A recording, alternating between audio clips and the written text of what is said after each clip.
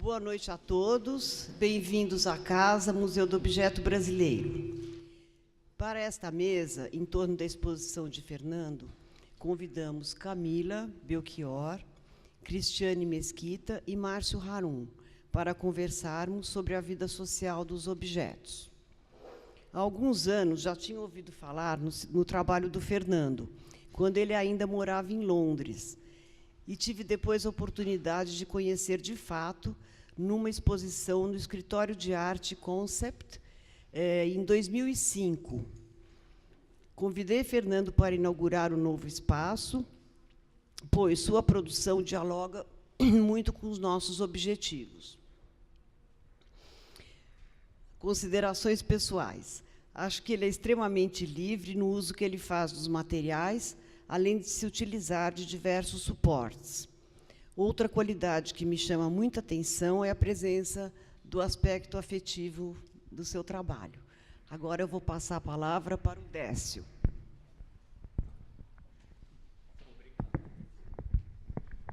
Bom, essa conversa foi organizada pelo Fernando, que fez os convites aqui para as pessoas que estão falando, para vocês. A gente vai começar com a Camila Belchior, que fez uma apresentação para a gente. Eu espero que vocês todos tenham visto aí nos papeizinhos que vocês têm o perfil dos participantes da mesa. E eu gostaria também de pedir a todos que desligassem seus aparelhos celulares para a gente não ter interrupções.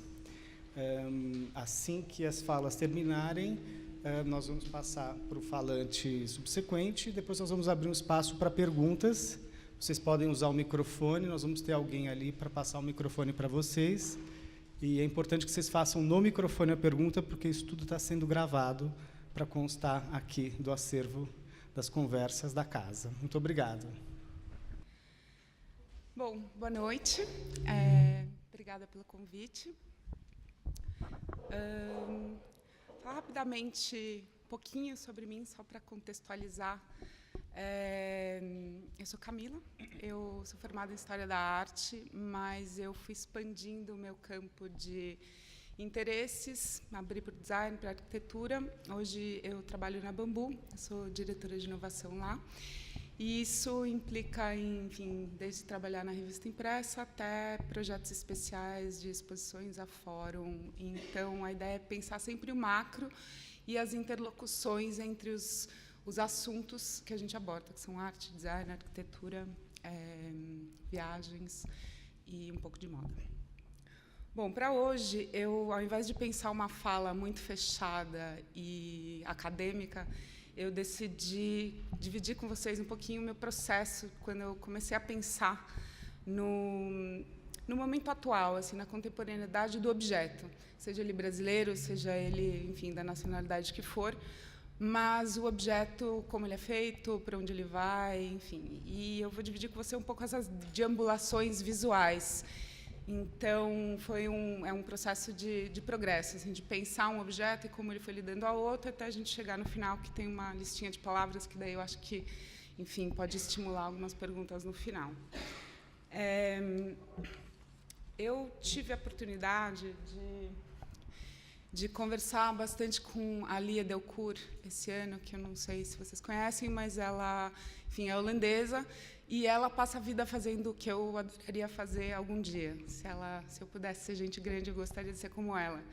Ela, enfim, viaja o mundo, visitando grandes cidades e analisando um pouco os hábitos sociais e interlaçando os hábitos com os objetos e objetos que são produzidos em todas as cidades. Então, desde arquitetura, design, arte, artesanato, etc.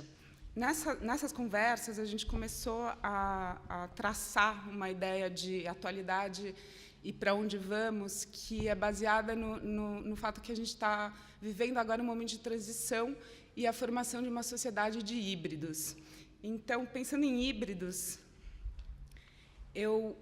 minhas divagações visuais lembraram muito da realidade da beleza convulsiva dos dadaístas e dos surrealistas, né? Pensando na década de 20 aqui. A partir deles, essas são no centro são as bonecas do Hans Bellmer, mais ou menos da década de 20, E do lado esquerdo para vocês, a luminária Gepeto, e do lado direito, uma peça do Estúdio Manos.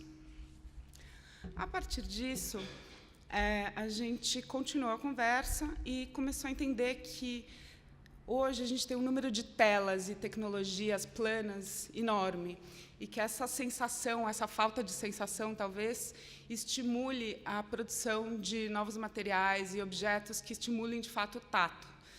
E a Leo organizou uma exposição esse ano que chama, não lembro agora o nome de cabeça, From Domestic Craft to Creative Process, que mostrou, entre outras coisas, muitas dobras, muitos materiais novos, inusitados, plissés, enfim, tudo que estimule essa sensação de toque e também de aproximação com o objeto e com os materiais usados. Aqui tem esse vestidinho, esse pacotinho que se torna um vestido, é um vestido que ela apresentou do ICEMIAC. Essa cadeira do Nendo foi feita de descarte de papéis que foram usados na hora de criar o tecido plissado. E vendo essa cadeira, eu voltei e lembrei da obra da Eva Hesse. Essa é uma obra de 67. Dessa pesquisa fibrosa e enfim, também muito tátil da Eva Hesse, eu lembrei do Juan Álvares, que criou essa engenhoca aí que vocês veem, que é esse aqui do lado esquerdo, uma redoma, né, que tem fios na lateral e que ele usa para passar pedaços de madeira que ele reúne em formas diferentes. Ele passa tecidos coloridos, então passa no meio dessa engenhoca, ele não predetermina como essas cores vão se organizar, nem nada, ele escolhe as cores e isso sai de uma forma. E daí, pensando nisso, lembrei também do mobiliário da Ovo, que é a coleção Nós, que infelizmente não tem uma foto aí, mas é um mobiliário, tem um sofá, uma poltrona, imagino, com um monte de nozinhos coloridos, fios também, com essas marcações coloridas. Aqui do lado direito tem como que chama lá? Já esqueci. A Oferenda. E a Oferenda é uma marca que a Nicole Tomasi criou justamente porque ela sentia falta de objetos que trouxessem histórias, que contassem histórias, que tivessem imbuídos neles uma alma pessoal, não uma aura, mas uma alma, de fato, assim, que dentro que o tato, que todos esses nozinhos, o crochê, a linha sempre trazem, né, na volumetria, na forma de criar um objeto, eles aproximam. Nessa vontade de criar objetos que valorizam, repensam o processo e as colaborações, a busca por novas formas de criar e a valorização afetiva, isso me deu um estalo e me pareceu que é o momento mais atual, ou talvez a condição mais atual de criação de objetos hoje. Esse é um projeto do Guto Requena, que criou vasos, ou criou uma coleção de vasos, ou Era Uma Vez, a partir do drama narrativo da avó dele, que, enfim, ele gravou a avó dele contando histórias de criança que ele ouvia quando ele era mais novo. A partir desse arquivo digital, ele desenhou os vasos, então todas essas ripinhas que aparecem nos vasos são as inflexões da voz da avó dele, e levou para vidreiros soprarem os vasos. A partir disso, ele desenvolveu o Love Project, que é o outro projeto que está ali à direita para vocês, que também se usa da tecnologia para criar objetos. Então, dessa vez, ele gravou o brainwave, né, as ondas cerebrais, o batimento cardíaco e a voz, para criar 3 parâmetros diferentes, e, com isso, criar 3 formas pré-determinadas. Então, ele pré-determinou que seria um vaso, uma fruteira e uma luminária, e, a partir desse arquivo digital, criou os objetos.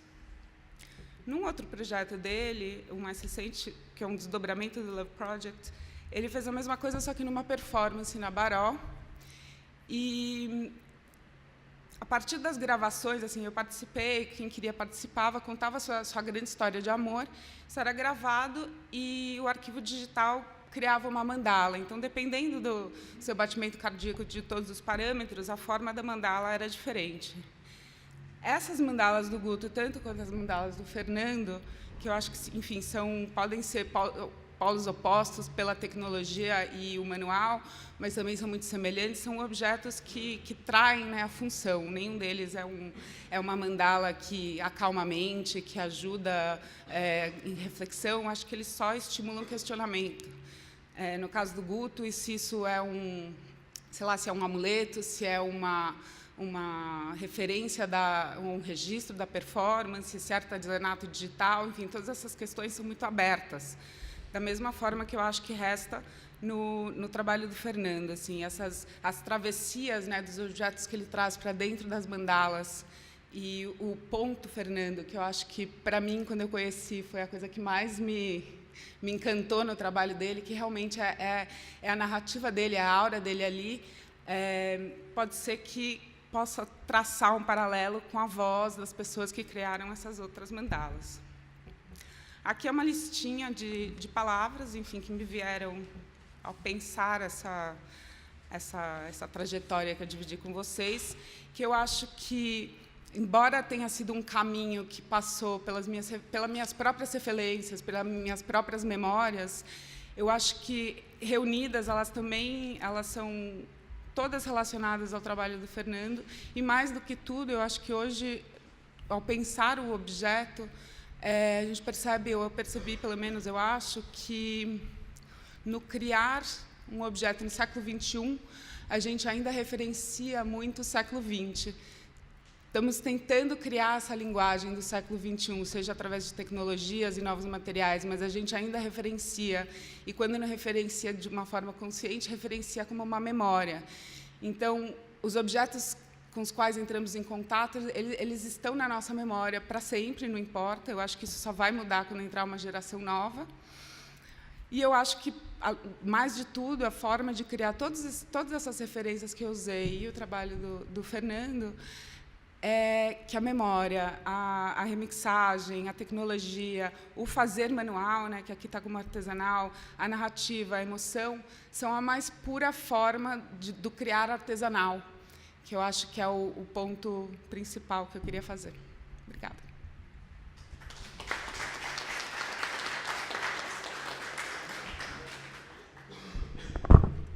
Obrigado, Camila. Agora a gente passa o microfone para a Cristiane. Pode ser? Olá, boa noite. Bom, primeiro eu gostaria de agradecer a casa, Renato, Décio, os companheiros de mesa aí por poder ouvi-los, especialmente ao Fernando, que é um amigo já há 13 anos. É fácil de lembrar do tempo que eu conheci o Fernando grávida.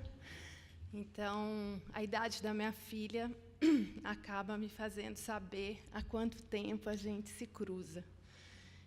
Eu acompanho as costuras dele, desde então, e, de algum modo, de vez em quando, a gente costura junto, às vezes mais, às vezes menos. E eu estou muito alegre de estar aqui hoje, porque eu acho que esse trabalho é realmente muito bonito e é muito bom que ele reverbere, e eu espero trazer algumas ideias aqui. Acho que, diferente da Camila, eu vou falar de um modo mais pessoal e me referindo muito, inclusive, ao próprio Fernando. Acho que eu vou citá-lo algumas vezes. Não sei se vocês sabem, mas ele também é um escritor, né? Ele não assume, de vez em quando assume, né? Mas o texto dessa exposição é muito lindo e me trouxe muitas ideias para compartilhar com vocês hoje. E, então, eu acho, eu acho que eu enxerguei que o que eu vou fazer aqui hoje são justamente algumas mandalas disfuncionais, já citando ele, porque um dos títulos, das séries que ele apresenta lá em cima é esse, Mandalas Disfuncionais. E essa imagem é uma das mandalas que, na verdade, essa está bordada numa bolsa que ele me presenteou há algum tempo. Mas eu não trouxe só por isso, eu trouxe porque a costura, o ponto que está propriamente aí nessa imagem é especialmente o zigue-zague, né, além de outros, mas o zigue-zague está aí bem presente, interferindo em diferentes texturas e estampas. E, na verdade, o zigue-zague é um conceito que me atravessa. Eu vou explicar um pouco melhor por quê, e vai me ajudar a traçar aqui algumas correspondências, associações, alguns diálogos, né? Na verdade, algumas transversais entre o trabalho do Fernando e outras referências. E isso vai me ajudar a pontuar alguns horizontes que eu gostaria de, então, apresentar aqui. Eu queria uma aguinha, por favor. Não. Então, essa imagem do zigue-zague, eu, quando me remeto a isso, eu me aproprio de uma fala de um filósofo francês chamado Gilles Deleuze, talvez alguns aqui conheçam. Obrigada.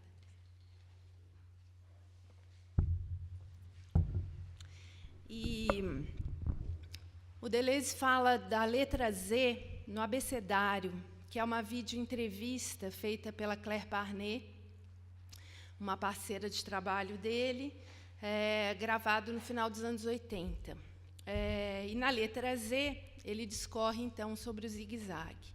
Tem no YouTube, se vocês quiserem conhecer, é breve, é uma fala bem curta, é a última letra, ele já está exausto, mas é bastante enigmático e me aponta, né, ideias às quais eu venho pesquisando já há bastante tempo. E eu me aproprio dessa fala porque o Deleuze aponta que o Z, né, a transversal, seria, de algum modo, um encontro entre potenciais, entre diferentes potenciais. E, nesse movimento da diagonal, ou para esse movimento da diagonal, o Deleuze se remete, por exemplo, ao movimento da mosca, né? Quando a gente vai tentar pegar uma mosca e ela foge. E ela foge na transversal justamente para garantir a vida. É assim que ela consegue fugir do predador. Ele também se remete ao raio, né? O raio, que é uma descarga elétrica e que, de algum modo, transfere, né, elétrons das nuvens para a Terra e, segundo consta, né, teria sido um movimento fundamental para a criação da vida. Então, por essas e outras, né, esse conceito me norteia, em alguns momentos, nas pesquisas que eu faço sobre o processo de criação. E é um pouco iluminada por isso que eu vou trazer aqui alguns zigue-zagues entre o Fernando e alguns outros referenciais.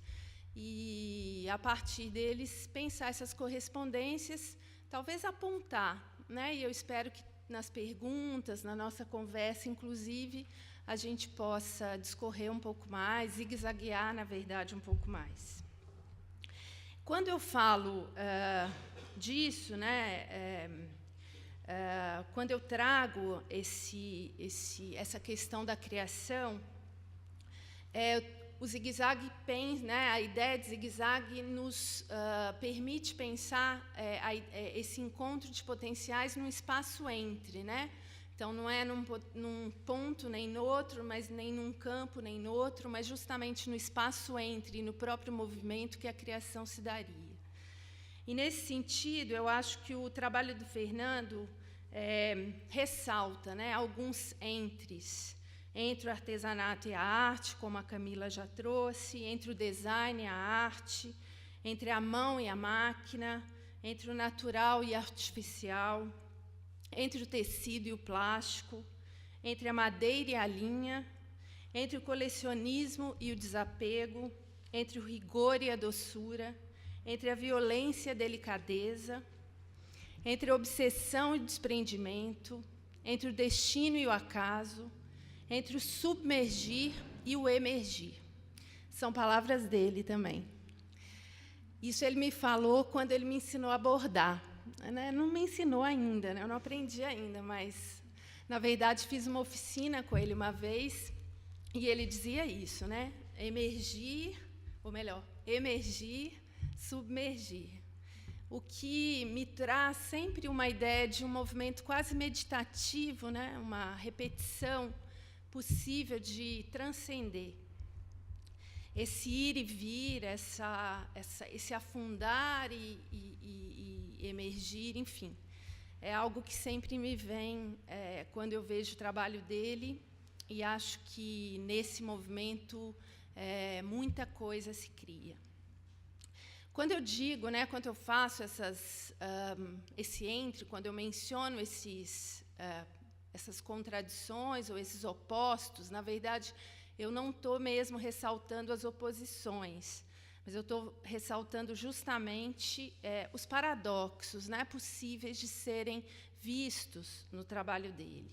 Esse caminho do meio, esse zigue-zague, né, como eu mencionei, e, nas palavras do próprio Fernando, algumas possibilidades que essa exposição especificamente, mas eu acho que outros trabalhos dele também criam, sobre significações movediças, né, são palavras dele, deslocamentos da representação e colisões de sentidos. Então, vamos lá, eu vou apresentar 3 zigue-zagues. O primeiro, talvez, possa parecer meio óbvio, talvez muitos de vocês, conheçam esse livro que eu vou mencionar, que é um livro chamado O Casaco de Marx, escrito por um professor americano, pesquisador de história da cultura, chamado Peter Stalibraz. É um livro pequeno, curto e muito interessante. Nesse livro, o autor discute a roupa e a memória, e também os valores simbólicos e mercantis que a roupa pode assumir. Ele faz isso, primeiramente, expondo seu contato com o casaco de um amigo morto, e também a partir de algumas passagens literárias. As marcas do corpo desse amigo morto, né, que impregnam o tecido, que deixam marcas, que deixam puídos, é a partir daí que ele recupera e inscreve nesse chamamento do casaco a memória, né, desse amigo. Ou seja, é a presença na ausência, é o casaco trazendo essa presença que não existe mais. E, num segundo momento do livro, esse autor traz à tona a história do Karl Marx, né, no século XIX, durante os anos 1850 e 1860, quando Marx vivia em Londres com a família, em condições muito precárias, né, condições financeiras muito precárias. E, por isso, Marx era obrigado a penhorar o seu casaco, justamente para comprar papel e para atuar como jornalista e fazer dinheiro para o sustento dele e da família. Embora ele tivesse ajuda, colaboração de Engels, por exemplo, que não foi apenas um parceiro teórico, mas fato é que, ao penhorar o casaco, Marx ficava sem a veste exigida para ele frequentar o museu onde ele pesquisava para escrever sua obra-prima. Eu vou ler uma passagem do livro rápida. E seu casaco determinava diretamente que trabalho ele podia fazer ou não. Se seu casaco estivesse na loja de penhores durante o inverno, ele não podia ir ao Museu Britânico. Se ele não pudesse ir ao Museu Britânico, ele não podia realizar a pesquisa para o Capital. As roupas que Marx vestia determinavam, assim, o que ele escrevia.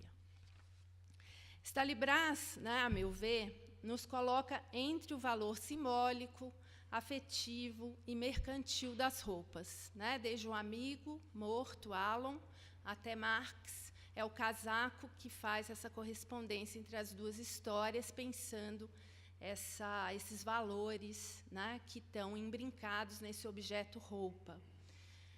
No parágrafo final desse livro, o Stalibraz diz: tornou-se um clichê dizer que nós não devemos tratar as pessoas como coisas.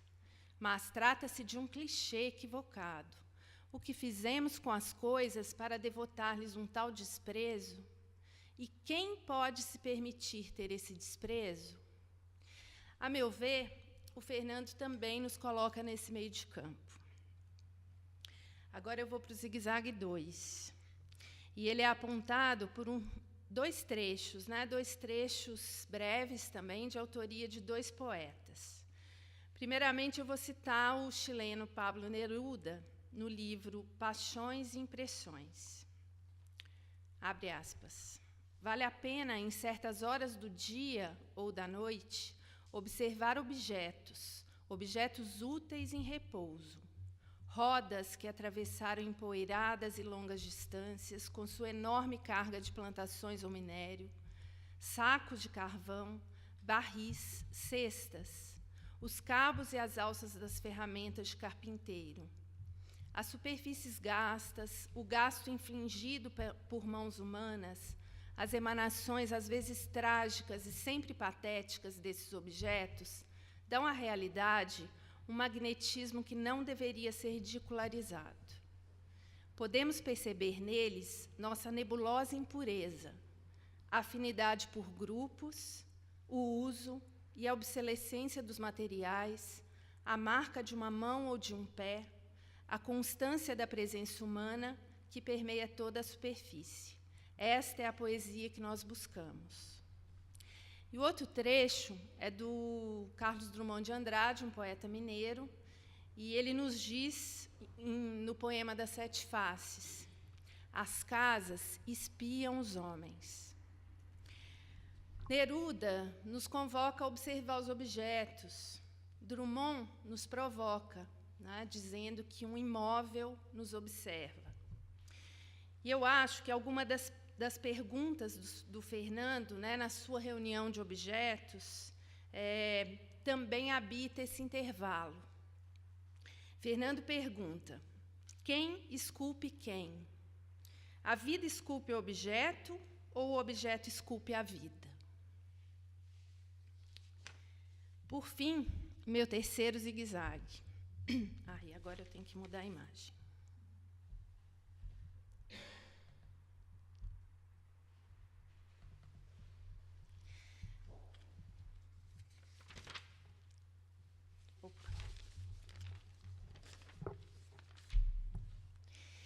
Então, essa imagem eu fiz na semana passada, né? É um fragmento, um recorte minúsculo dessa exposição. No meio de tanta coisa que me encantou, eu fotografei isso, me saltou aos olhos, e, na verdade, o que me saltou aos olhos ali, embora N combinações também tenham me chamado a atenção, foi o título, né, desse folhetim, Náufragos do Destino. E, quando eu revi essa imagem, essa semana, pensando no que conversar aqui, para além, né, do final trágico que esse título possa nos remeter, do romance, desses 2 personagens e etc., na verdade, eu imaginei um navio naufragado, né, e em alto mar, e aquele monte de objetos boiando ao sol e sem rumo, né, sem direção, sem sentido, basicamente. Pensando nisso, né, pensei que esses objetos náufragos teriam um passado, né, mas não teriam um futuro muito promissor, né, não sei, a menos que uma onda pudesse levá-los novamente ao continente, ou então que um náufrago humano pudesse se segurar, se agarrar a algum deles, e chegar, quem sabe, até com a ajuda deles, a uma ilha deserta. E aí sim, né, esse objeto poderia ganhar novos sentidos, poderia ser tramado numa outra rede de sentidos, funções, quem sabe. Ou seja, resgatado pelo humano, ativado pelo vivo, ressignificado de algum modo, o destino dos objetos novamente ganha sentido. Então, eu retomo mais uma vez o Fernando, quando ele fala sobre as mandalas disfuncionais. Ele diz que as mandalas fogem ao seu destino. E eu acho que essa frase pode, de fato, revelar a proposição do Fernando em relação às próprias mandalas e ao trabalho dele. Mas é fato que o destino que Fernando confere a elas é justamente ele que multiplica os seus sentidos. Eu espero que a gente se fale.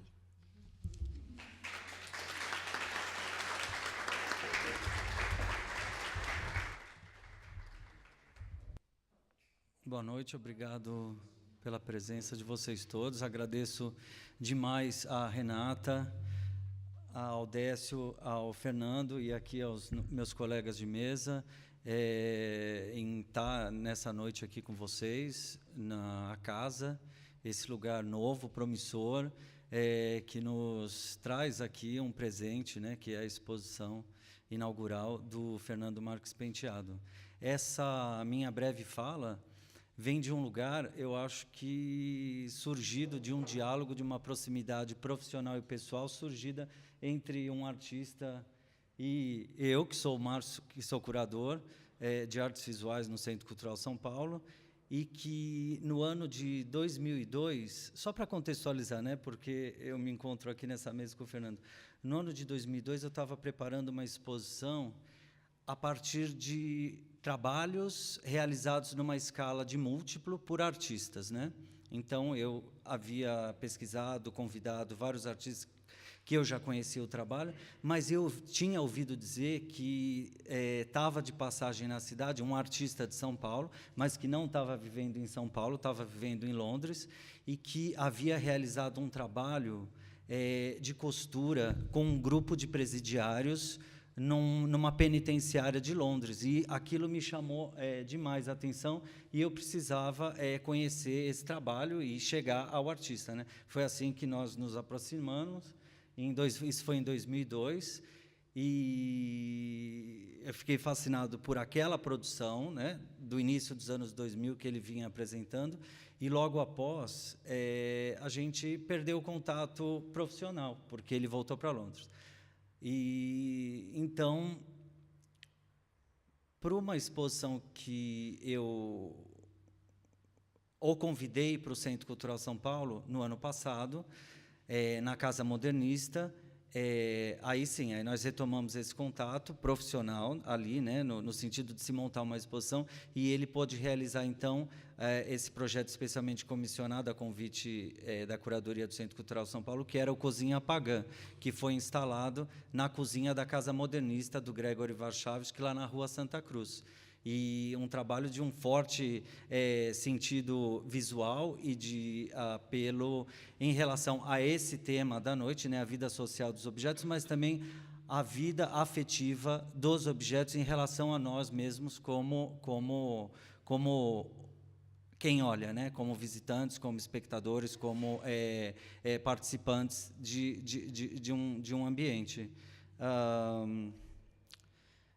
Nesse tempo, houve um convite que aí ele me fez, que era para eu escrever um texto sobre uma exposição que ele realizou na Galeria Mendes Wood, em 2012.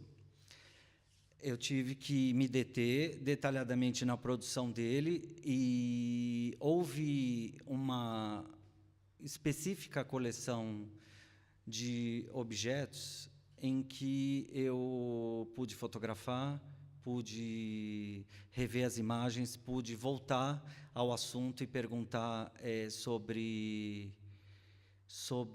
a memória que esses objetos apresentavam para ele ou para mim, no caso, para quem olhava e pensava a respeito dessa específica coleção. Uma coleção que trazia um indelével sinal da memória, de uma memória física, de uma memória da textura da pele, ou até mesmo da fisicalidade em que a passagem do tempo se manifesta, né? Era uma coleção de diversos lenços, na sua maioria claros, e esses lenços apresentavam alguns sinais de uso, alguns sinais de que haviam sido guardados novos, e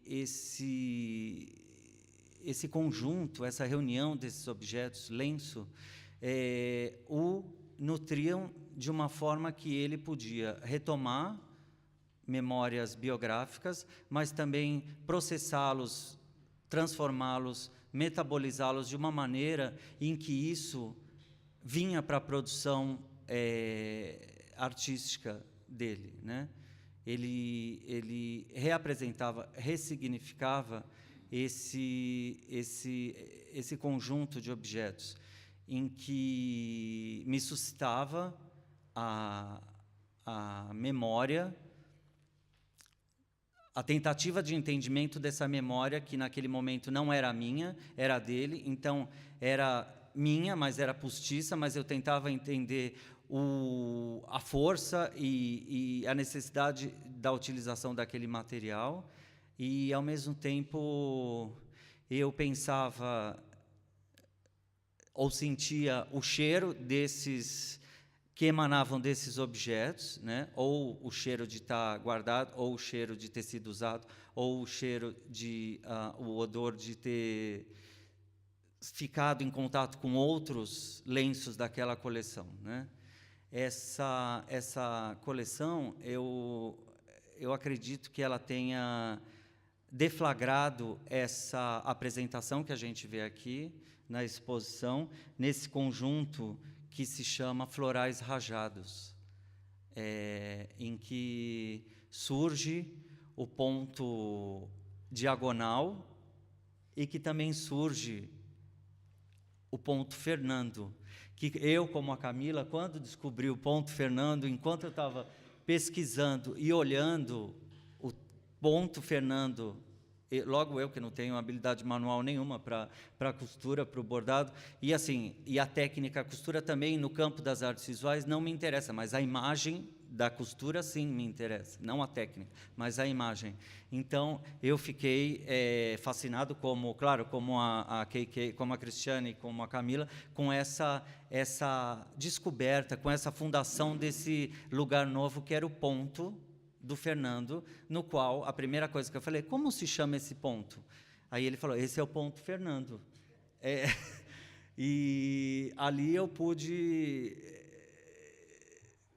descobrir de onde eu partiria para a escritura daquele texto, do qual ele me havia convidado para contribuir para a exposição na Galeria Menswood.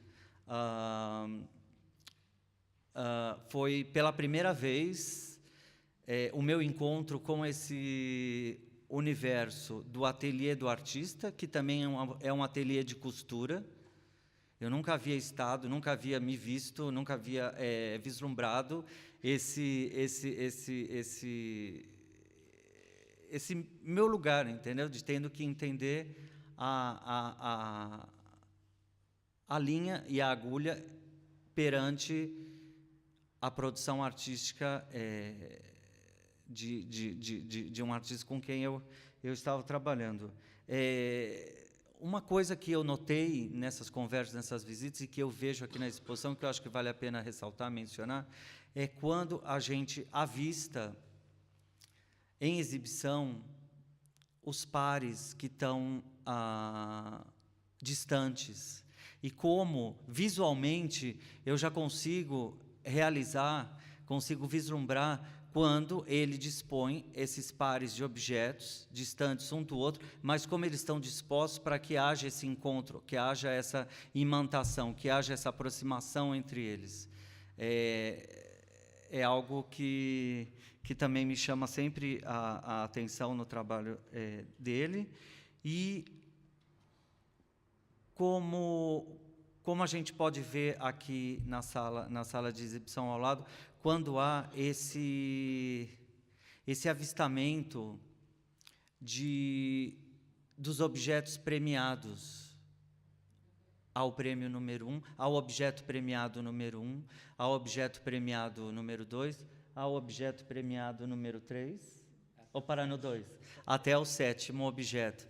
Então, é algo que, de tempos em tempos, eu tenho que me oxigenar perante ao trabalho dele para entender essa disposição, que eu não tenho mapa, não tenho lógica, mas eu consigo vislumbrar essas peças soltas que vão montando essa imagem central, essa imagem que dispara, né? Essas associações e essa sociabilidade objetal, ou essa maneira da gente se relacionar afetivamente com os objetos.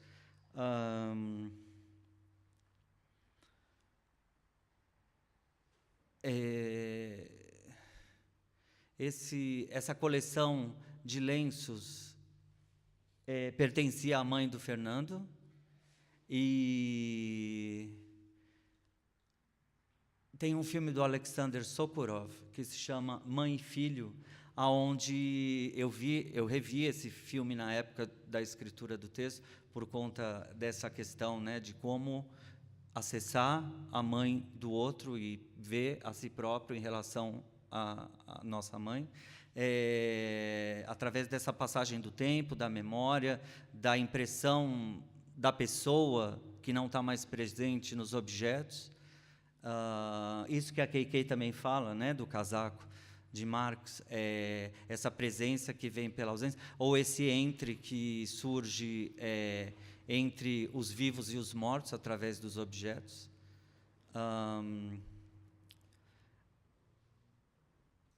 Como no filme do Sokurov, voltando ao filme, como no filme do Sokurov, há essa cena que a mãe da personagem protagonista está num estado terminal e ela não fala, não se move, ela se torna uma espécie de ser inanimado, onde ele cruza um campo de trigo e cruza esse campo com essa mãe sendo carregada no colo, e eu me lembro de ter essa sensação de que aquele retrato não era mais da mãe, era uma presença do futuro, ou seja, da perda iminente, de como se retransformar uma relação, né, a memória de uma relação, e como os objetos nos alimentam de acordo com as transformações e as perdas e as novas fases que a gente propõe, né, busca para a nossa vida. Essa série, Florais Rajados, eu não sei se todos puderam ver a exposição, mas há os florais rajados em que o motivo de fundo é floral, claro, mas as flores, elas são, de certa maneira, não apagadas, eu não diria apagadas, mas elas são superpostas com esse ponto diagonal, ou zigue-zague, como a Kei também já mencionou, e como o lenço, como o material do lenço, seja lá ele em seda, em cambraia, em linho, ele desaparece. Eu que conheci os lenços, quando eu vejo o trabalho em exibição, eu não consigo enxergar os lenços, apesar de eu conhecê-los, pelo trabalho incessante dele em realizar, né,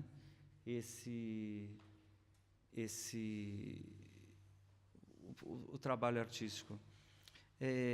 Eu gostaria de ler um breve texto de um artista chamado Yuri Firmeza. Ele é de Fortaleza. Ele, no momento, se encontra com trabalhos na 31ª Bienal de São Paulo.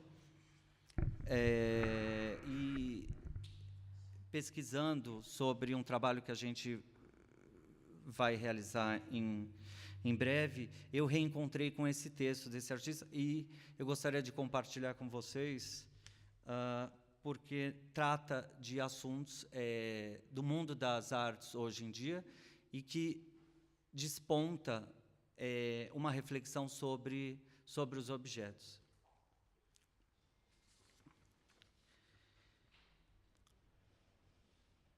Desconfio dos artistas que produzem obras, somente obras, meros fazedores de objetos.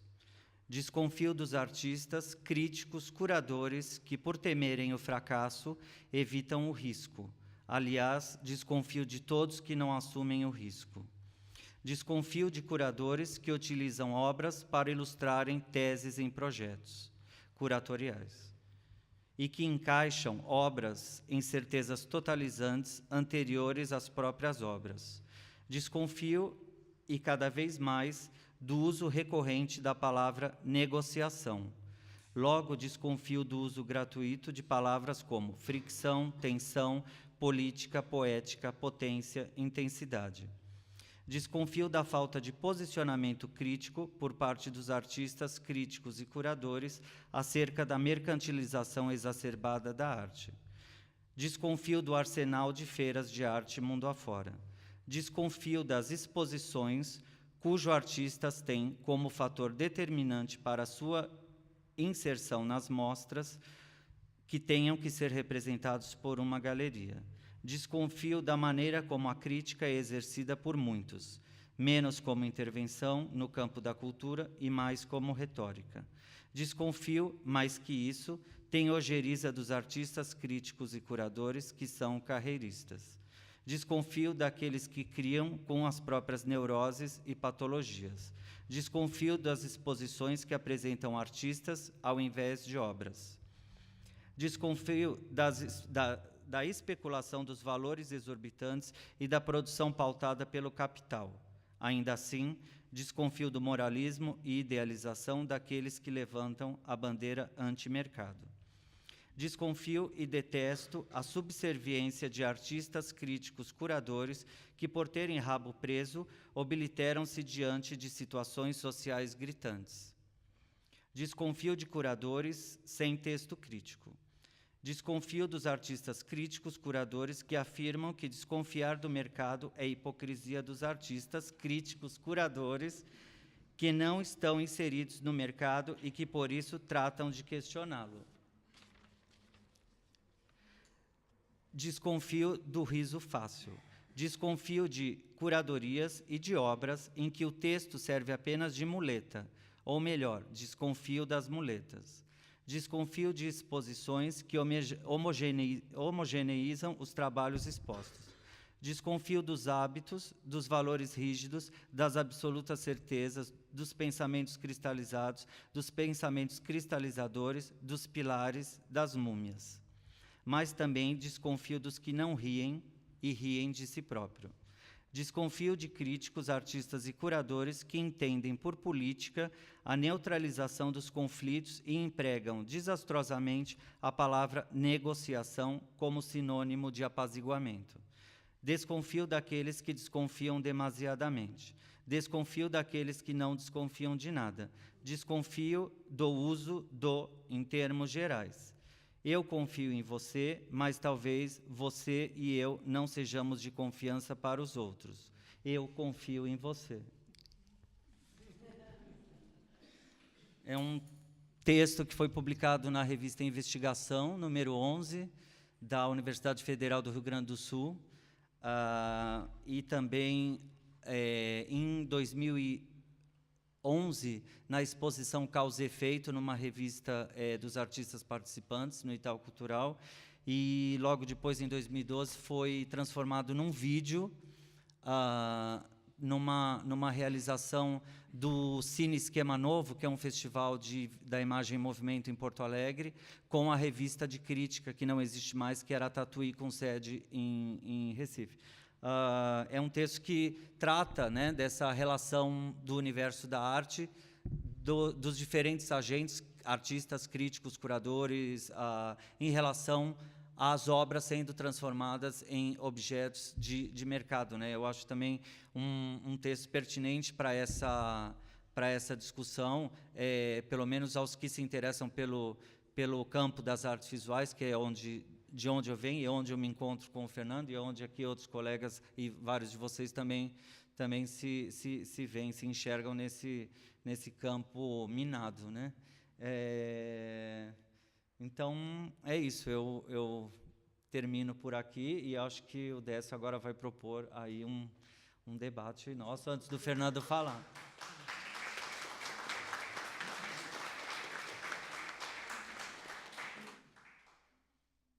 Obrigado pela participação. Eu gostaria também de saber se a plateia tem alguma pergunta a se dirigir aqui a algum de nós. Alguém, por enquanto? Então, eu também acho que, Fernando, não seria legal você falar um pouquinho da tua apresentação, e aí a gente, quem sabe, incita a plateia a falar um pouco mais, e também nós.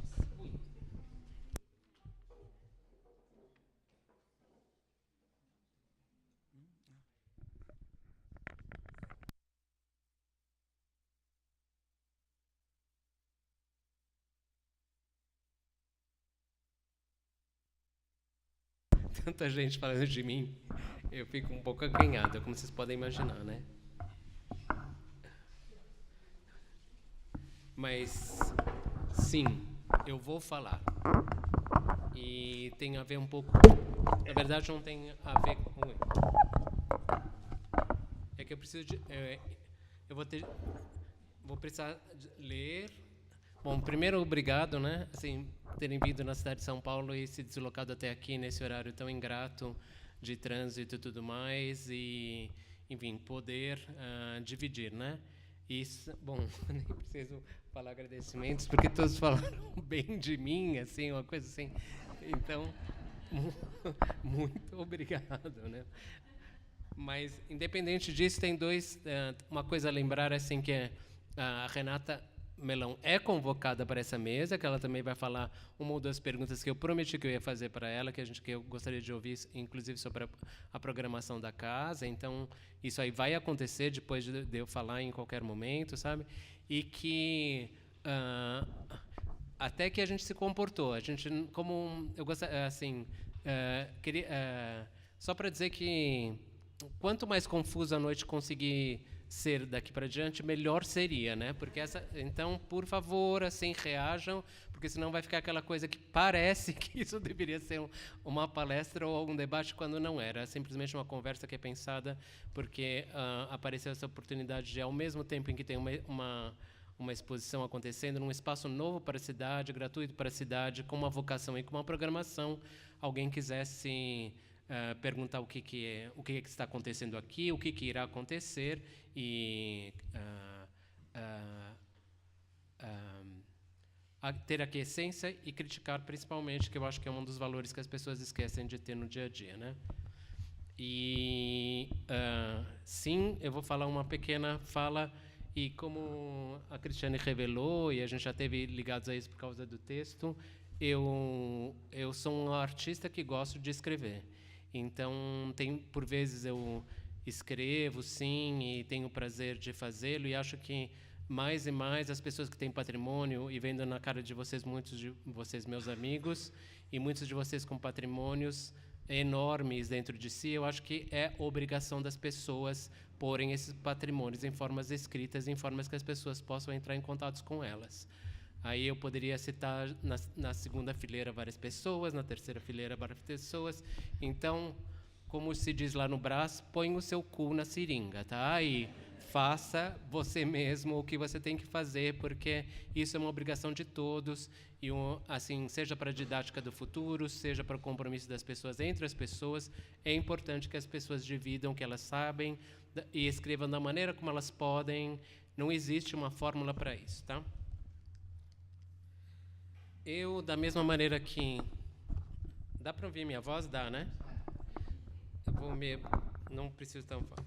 Eu, da mesma maneira que componho trabalhos, o que eu vou apresentar, espero que seja breve, mas tem a ver com uma composição, né? Que é o mesmo artifício que eu uso para escrever. Vai acontecendo enquanto eu tenho que tomar essa decisão de escrever, ou eu sei que se aproxima essa data, eu vou juntando tudo que me vem e se aproxima de mim. Então eu vou convocar hoje dois ajudantes que são grandes acontecimentos que, desde que eu soube que a gente ia fazer essa mesa, aconteceram na minha vida, né?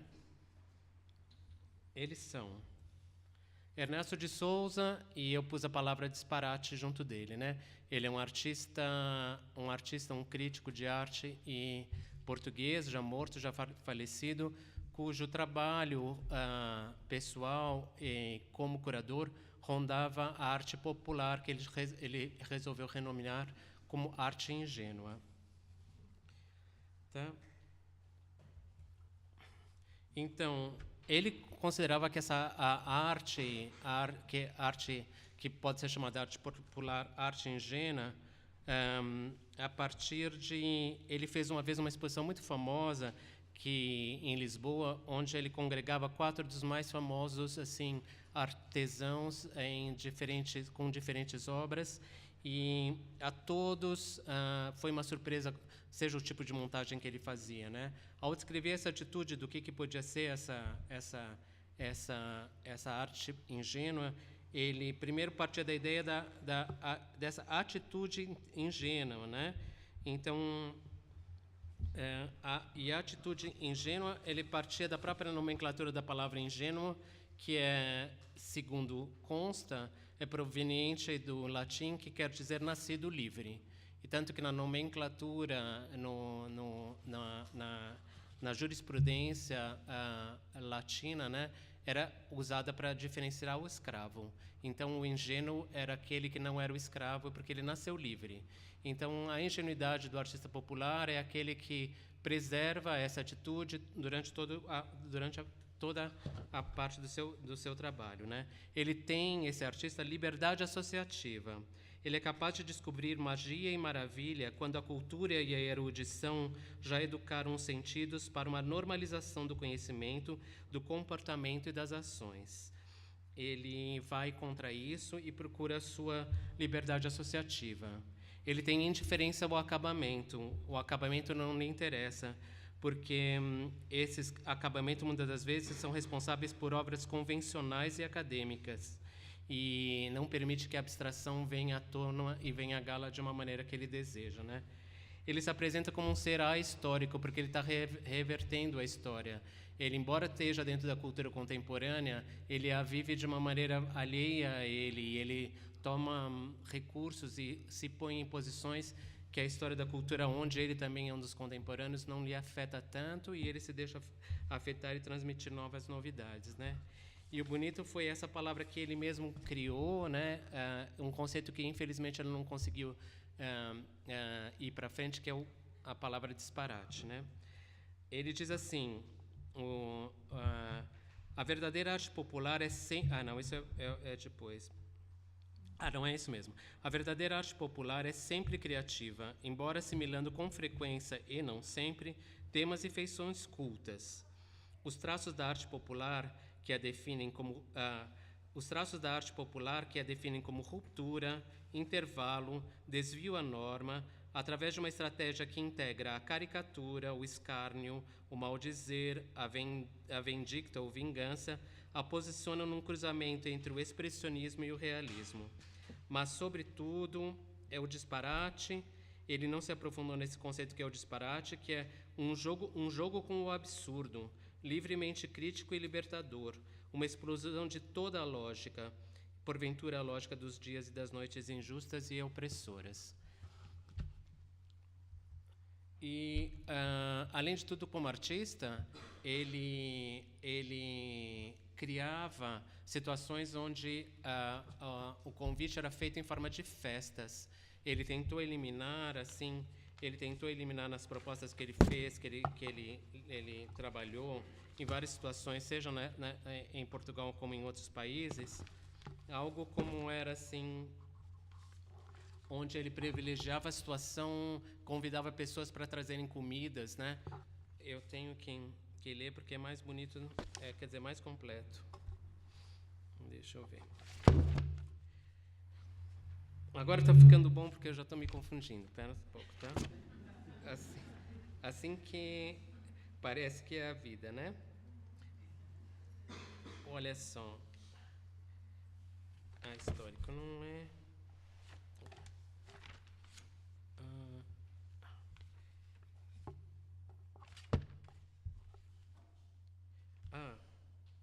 Isso.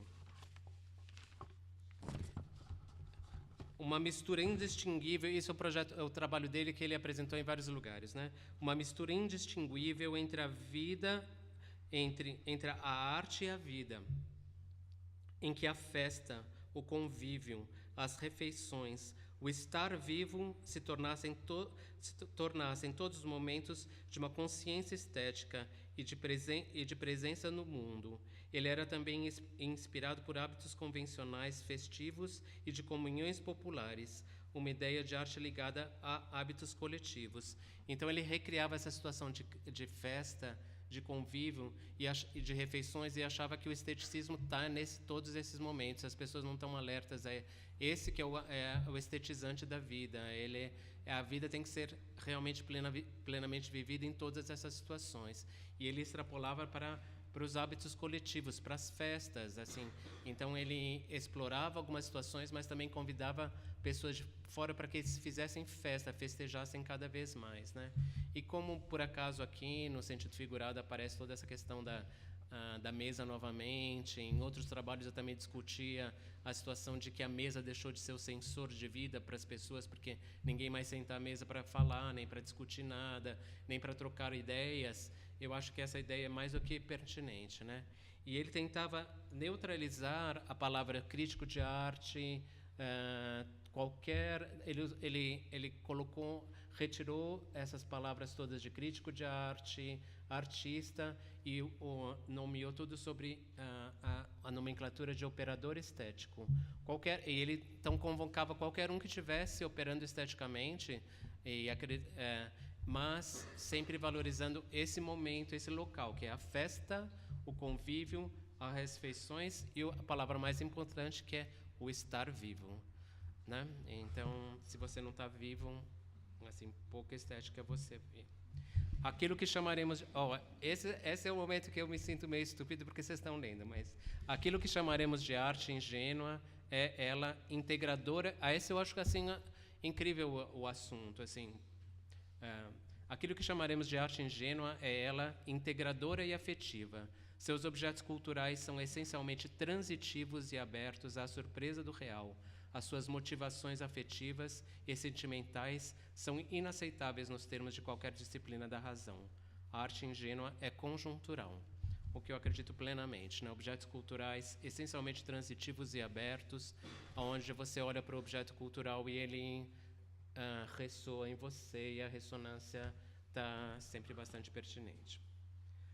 Esse meu ajudante número 1. Meu ajudante número 2, a Maria Gabriela Lanson Yuar, que é uma poetisa também falecida, produziu um conjunto de obras vastíssima, mas hoje em dia muitos curadores procuram a casa que ela deixou em Sintra, com todo o seu espólio, para puxar seus objetos, porque ela tinha um amor inominável em relação aos objetos, e isso fazia com que as pessoas vão buscar hoje o que hoje é uma fundação da obra dela, esses objetos para fazerem vê-lo, né?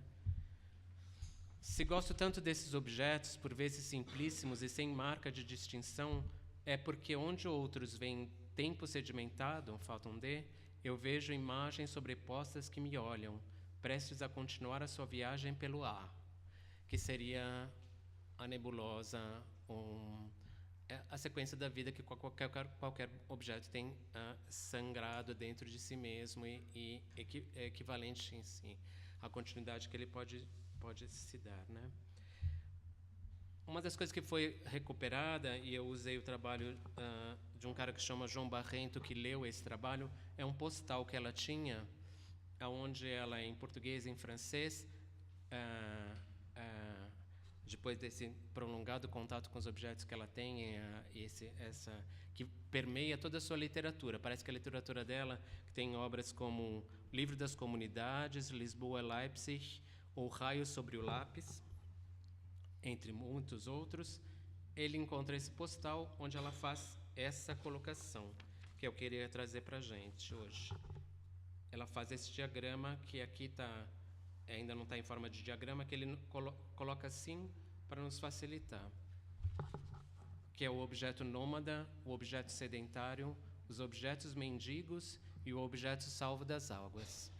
O objeto nômada, objeto que muda constantemente de lugar, de luz e de significação, ou também aquele outro que mudou de mão no decurso do tempo.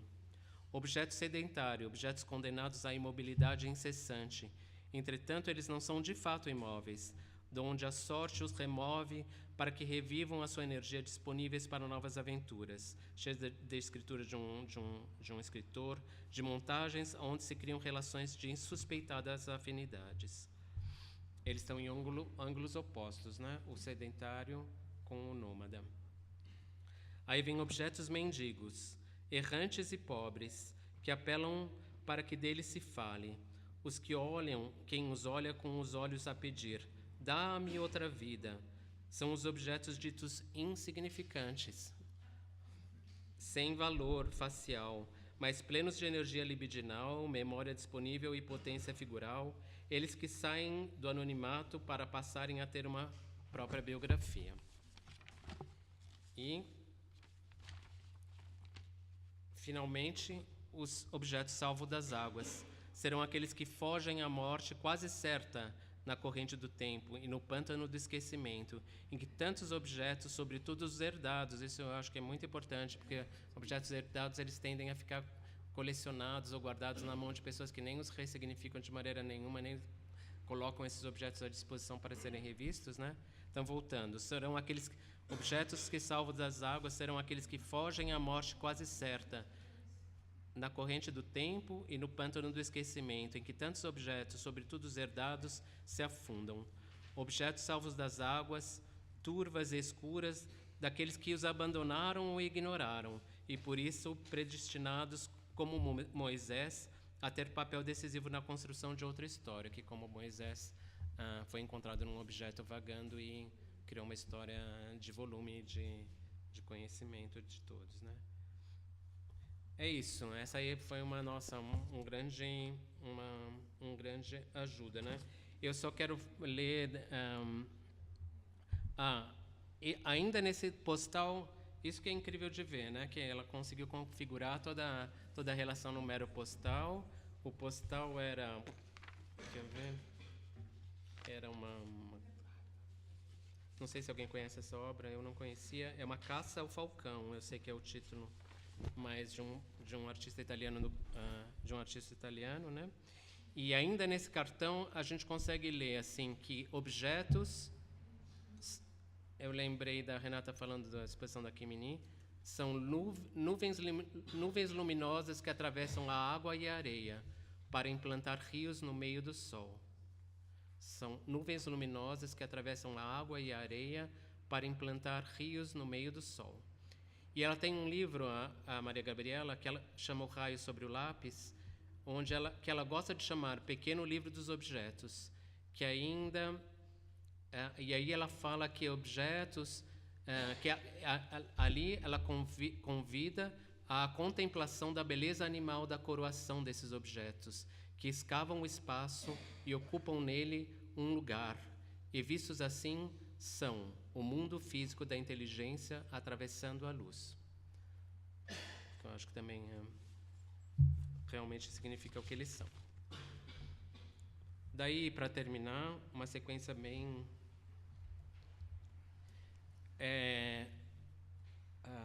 e aí tem a pertinência, assim, eu tento linkar um pouco com a ideia do museu e das vocações do museu, que é o que a gente está aqui um pouco para saber e, se possível, todo mundo contribuir com um aspecto inovativo. Esse é o trabalho da Danica Meyer. Nós somos colegas de escola e eu lembro bem da apresentação que ela apresentou esse trabalho, que tem esse casal em coito e ela diz que ela era de uma família, um casal, né, e 2 filhas mulheres. Só que o pai escondia a revista da Playboy embaixo da cama dele, e ela sempre pegava essas revistas e via essas mulheres nuas e se perguntava assim: uau, será que é isso que eu tenho que ser quando crescer, né? Então ela teve um pouco assim, muito obsessivamente essa ideia de ir atrás desse processo, e ela construía essas obras que eram interessantíssimas, que são pregos alinhavados e todos feitos com sutiã, né, com essa alça de sutiã, onde a imagem se forma através disso, né?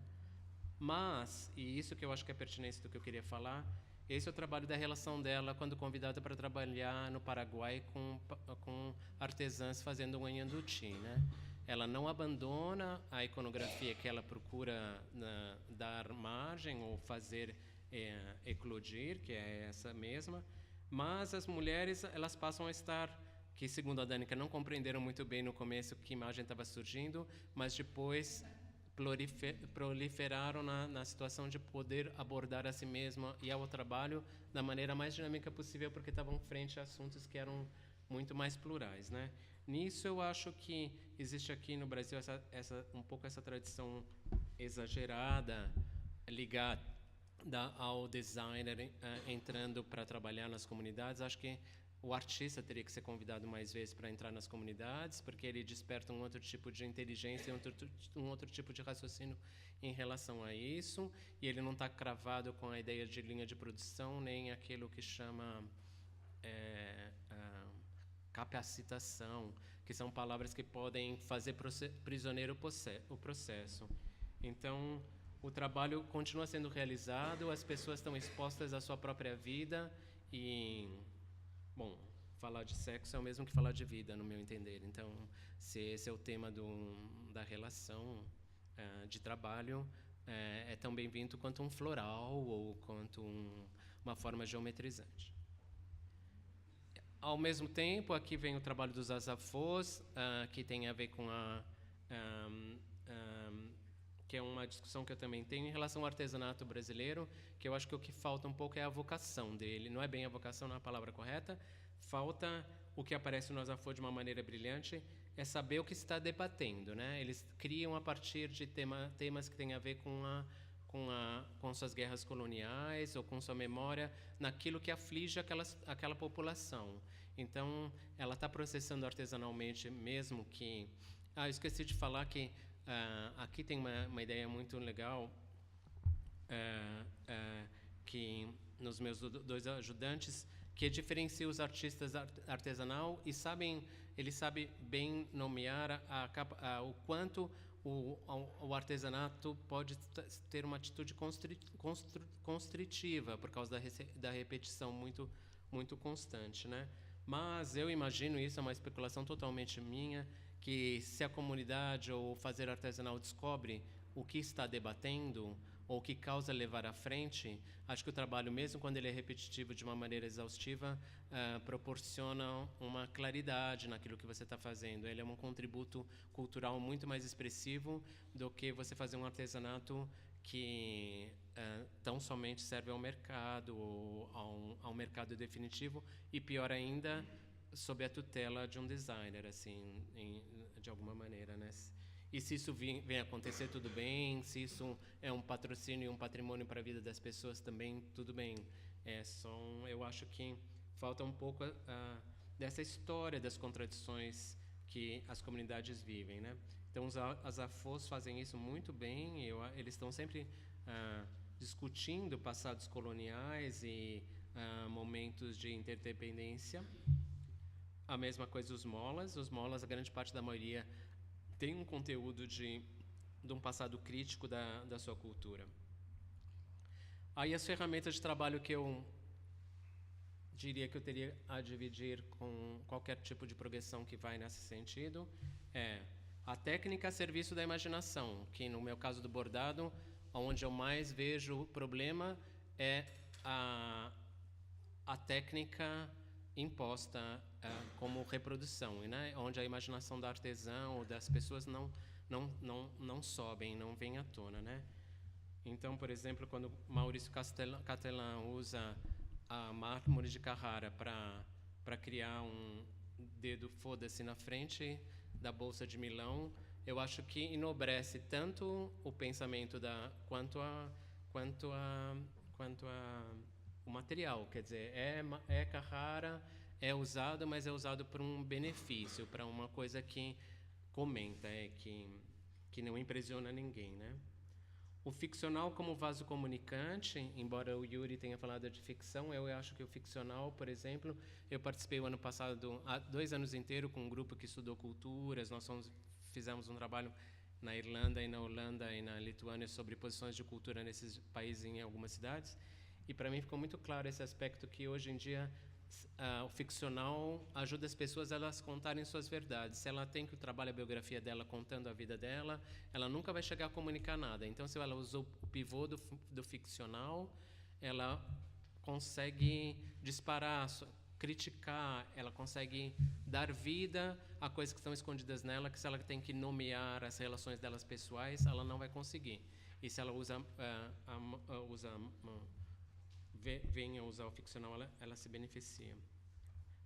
E nesse caso, desculpe eu usar a televisão, que eu nem assisto, mas eu assisti essa série numa televisão em casa, mas eu achei incrível a ficção ali contrastada, né?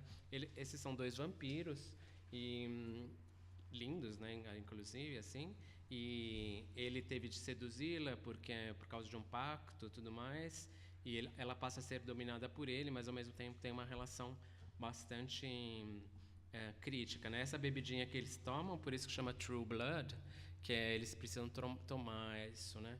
Então, aqui está cheio de objetos, assim, na ficção tem copos, tem sangue, continua tendo sofá, tem tudo, tem as relações, só que elas estão ficcionadas e a pessoa consegue realmente deixar-se levar por uma ilusão ou uma fantasia de verdade crítica, né?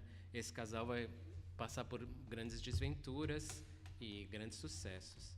Essa eu achei que valia a pena trazer porque ela é uma senadora, então, nosso momento político brasileiro, uma senadora vampira, eu acho que vale a pena nomear. Ela está gritando por seu poder, assim, de uma maneira bem evocativa. E essa é uma das protagonistas mais importantes, Suki, e ela não é nada mais nada menos que uma fada, né? Então, assim, será que a fada desapareceu mesmo? Ninguém mais vai falar de fada? Assim, não vejo porquê. E não vejo por que não falar dessas coisas, como não falar de, sabe? E todas essas histórias continuam tendo objetos, continuam tendo vida, então elas merecem ser faladas. E o ficcional continua achando que é o melhor. Humor sem o qual não se adianta nada, né? Esse eu acho que é uma peça de humor assim muito que consegue contaminar noções e que realmente acho que o humor é um dos equipamentos que as pessoas têm que vir por trabalho, senão fica tudo muito engessado. E eu acabo com essa imagem que é uma menina peruana sonhando os pontos que ela tem que fazer de bordado na próxima noite. Ela sonha isso, né? E mais para dizer que que é isso. É uma sugestão que a gente cada vez consiga mais dormir na hora certa, sonhar e conseguir reinterpretar a vida através dessas manifestações que continuam chegando a nós, né? Quer dizer, nós vivemos uma cosmogonia, somos uma comunidade, mas ela é cosmogônica no sentido de que a noite nos traz informações que a gente simplesmente descarta como se elas não tivessem nenhum conteúdo. Mas e lembrar também outra vez que nós urbanos, né, a gente está sentado, mas existem ainda comunidades e culturas totalmente analfabetas e vivem de tradição oral até hoje. Nessas comunidades, assim, a mãe espera até a idade tenra, a idade da filha, para passar o primeiro ponto, e o ponto que ela dá o primeiro ponto de bordado é o ponto que ela intui que ela tem que dar para a criança como um sinal, assim, que é aquele ponto que ela vai fazer a sua vida, ela vai se desabrochar através do ponto, e só uma mãe observando a filha vai poder saber qual é esse primeiro ponto, né? E disse que no dia a dia delas, numa sociedade sem Leipzig e Wittgenstein, elas sonham o que elas têm que fazer no outro dia e continuam a ser irmanados. E é o que ajuda a pensar que eu acho que a gente tem, às vezes, posições muito antropocêntricas que a gente deveria esquecer um pouco e lembrar que a gente faz parte de uma cosmogonia.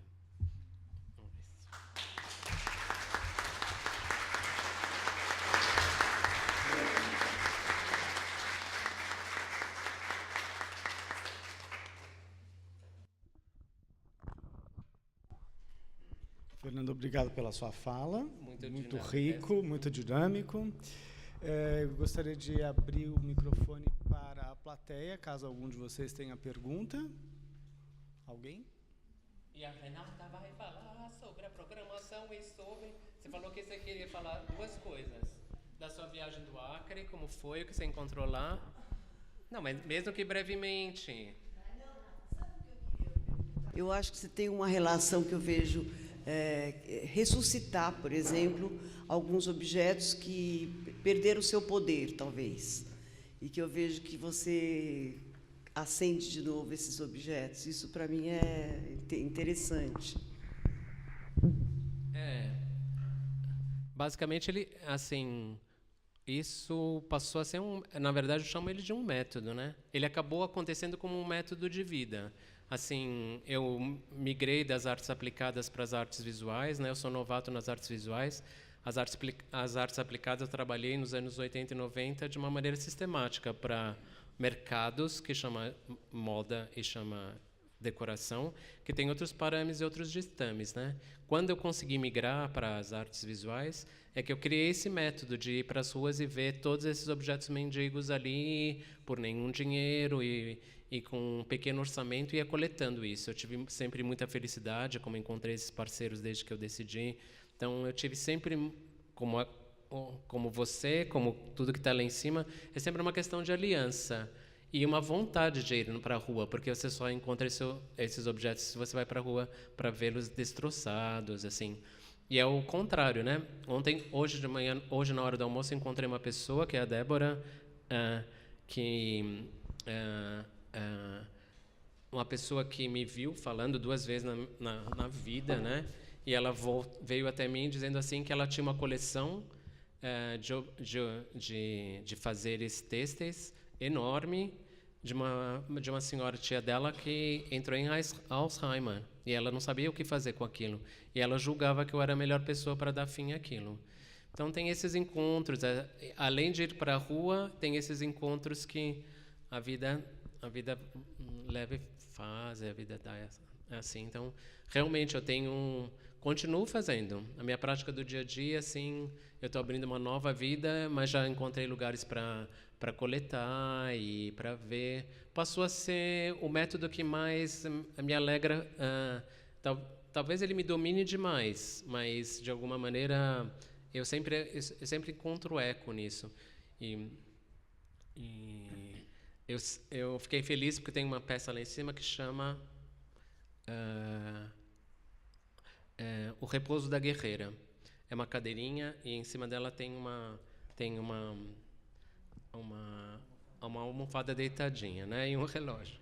E essa almofada eu encontrei nessa condição e falei, não é possível que alguém deixou isso aqui para trás, não acredito.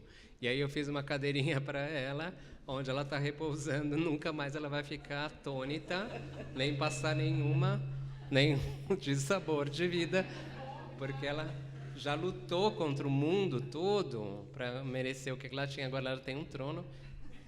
E eu fiquei mais feliz que agora ela tem um lar. Assim, eu soube que uma senhora se interessou pela guerreira e vai tê-la, então vai cuidar para a vida toda, né? Ela e seus... Até ela virar um objeto mendigo de novo, assim. A Maria Gabriela, ela tem essa coisa do...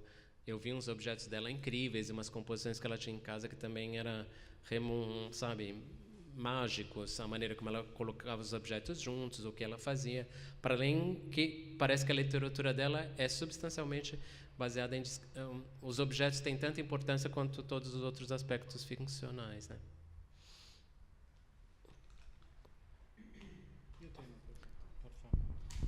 Fernando, o objeto que você usa, os objetos que você coleciona, na verdade você usa esses objetos como parece um gatilho para as pessoas, para aflorarem sentidos deles, né? O uso do sentido figurado é porque, na verdade, você está tentando, de alguma forma, me parece, através das instalações, disparar nas pessoas alguma ilação sobre o que é a relação dela com os objetos, e esse seu arranjo certamente provoca reações nas pessoas. Por que raios esse cara está juntando uma mini mesa com um caderno, uma figura de presépio?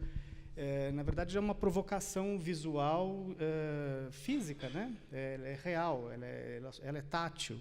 O procedimento na arte da colagem está muito comum hoje, muito recorrente nas artes visuais, a colagem de figuras, você rearranjar imagens, essa educação imagética que a gente tem. Parece-me que talvez a sua educação tenha sido mesmo do objeto têxtil, o tátil, e você usa o deslocamento de objetos de um contexto e os arranja de uma forma a provocar uma nova reação na pessoa. Essas instalações, você usa o deslocamento mais do que a colagem, né? Eu queria que você falasse um pouco sobre isso, essa sua coleta de objetos. Você tem um acervo enorme de objetos, você sai à caça, você se deixa deambular pela cidade e alguma coisa que te chama a atenção. Como é que você junta esses objetos? Você tem um método? Eu chamo já houve de uma maneira mais assim, dentro da minha possibilidade sempre, né? É sempre na rua, é sempre jogado. Eu estou mais interessado para as coisas que estão mais jogadas, ainda mais jogadas, né? E é dali que eu seleciono mais, assim. É um método, é uma maneira de... É também, assim... francamente... é francamente prazeroso. Agora eu já tenho assim um pouco de problema de ficar carregando tanta coisa a vida toda. A minha existência jumento, que eu chamo, que é, nossa, e aquela estratégia de não pegar o ônibus cheio, e aí um monte de coisa carregando, não é fácil, mas eu estou feliz. Mas nessa percepção, o Marcinho bem percebeu, ou pelo menos sensorialmente ficou tocado pela essa questão no espaço expositivo teve uma não curadora, mas uma antropóloga que chamou esse efeito de entrar numa instalação como uma armadilha. Eu acho que o que eu mais faço ali é uma armadilha visual para que nenhuma peça tenha mais valor que a outra. Então, você está olhando para um lugar, mas o outro já pode... porque não tem uma unificação mais do que uma exaltação de alguma peça, ou uma luz, ou uma cor, ou um momento da montagem. A montagem ela tem que ser vivenciada de uma maneira que não para de ver, uma coisa sempre é ligada atrás da outra. Uma curiosidade, por que eles têm que ser jogados? Estão sempre jogados. Eu acho que... porque... Ui.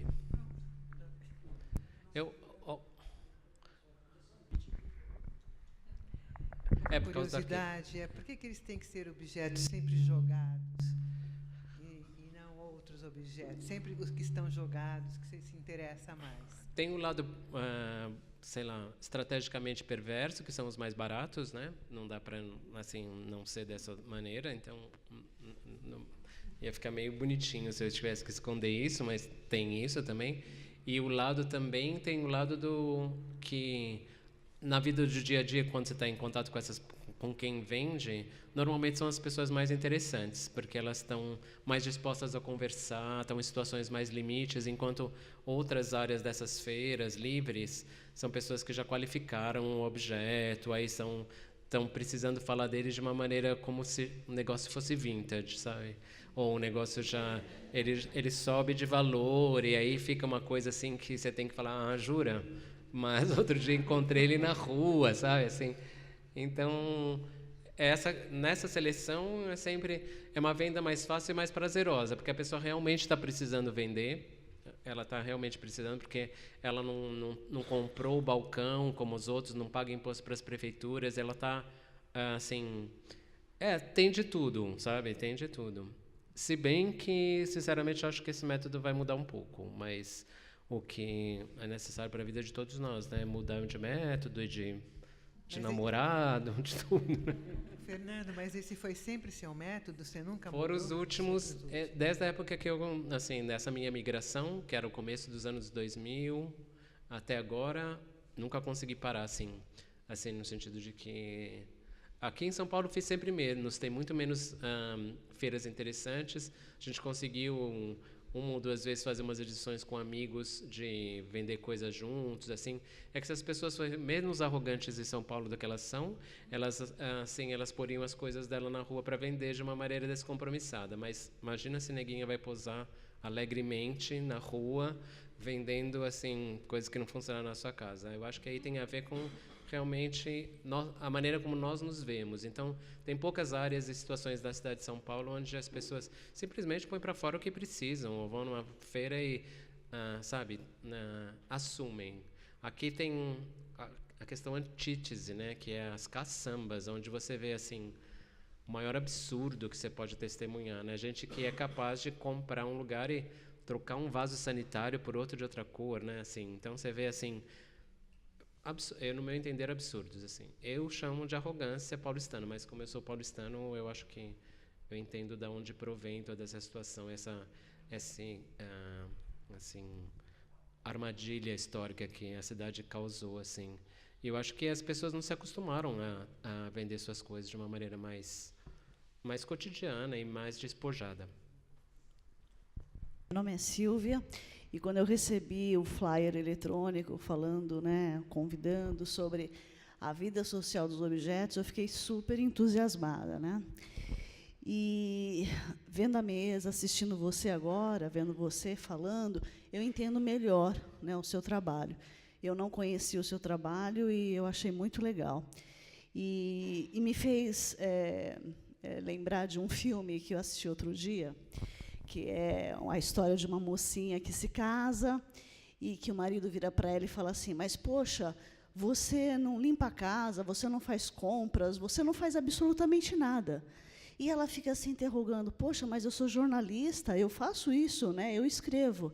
Mas aí ela tem um repente e ela vai até o lugar, na casa da mãe, onde a mãe guardava as coisas da avó. E ela encontra ali um livro de receitas. Então, ela pensa, bom, eu resolvi um problema, né? Agora eu vou saber cozinhar, porque eu tenho um livro da minha avó.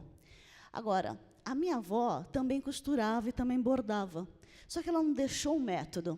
Aí ela anda pelas ruas, pela Cai Corrientes, porque o filme se passa em Buenos Aires, e ela anda por ali e ela procura livros que ensinem a fazer o quê? Crochê e bordado. Só que, na hora que ela pega os livros, ela coloca um outro livro em cima, justamente para ninguém ver o que ela está fazendo, ou seja, o que ela está comprando. Então, eu acho que é um exemplo assim, bem simples, mas é um exemplo do nosso tempo, né? Como se, para nós, fosse assim, absolutamente proibido fazer alguma coisa que os nossos avós ou que as nossas mães faziam. Porque, por exemplo, até os 12 anos de idade, minha mãe costurava para mim. Eu não sei costurar, mas a minha mãe costurava. E, conversando com outras amigas, elas disseram, bom, sim, no Brasil, até os anos, final dos anos 70, sabe, as mães mais articuladas, elas costuravam, não tinha esse hábito de você ir até a loja, comprar uma calça, sei lá, né? Então, é uma coisa interessante, porque a vida social dos objetos também fala, né, e todos vocês falaram sobre isso, que é a questão da afetividade. Quando você faz a sua coisa, você coloca ali toda uma emoção e etc, etc. E que bordar, e que fazer crochê, e que pegar nas agulhas e tal, isso não é sinônimo de antigo e muito menos pouco valorado. Muito pelo contrário, né? Então, acho que eu gostei muito de assistir isso e pensar nos fazeres das nossas mães, das nossas avós e tal, e que eram tão assim pouco, mas que na verdade é muito, né? Que está muito longe daquilo que a gente valoriza hoje, né? Que é essa coisa mais mercantilista, né? E por aí vai a discussão. Era isso que eu queria falar.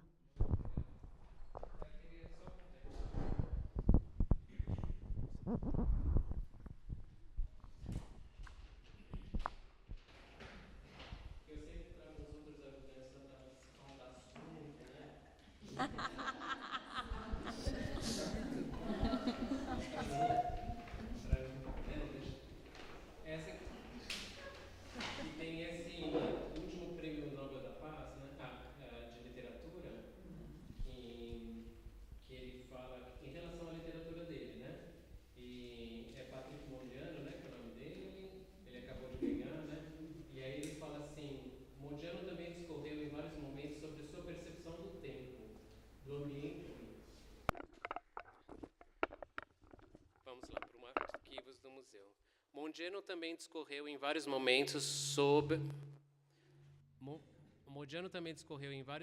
sobre sua percepção do tempo, do ambiente que cerca o autor e como as transformações sociais impactam na literatura. O tempo é cada vez mais rápido para as atividades que necessitam uma certa lentidão, uma distância. Disse, é um tempo em certa desarmonia com a literatura, que é o que ele faz.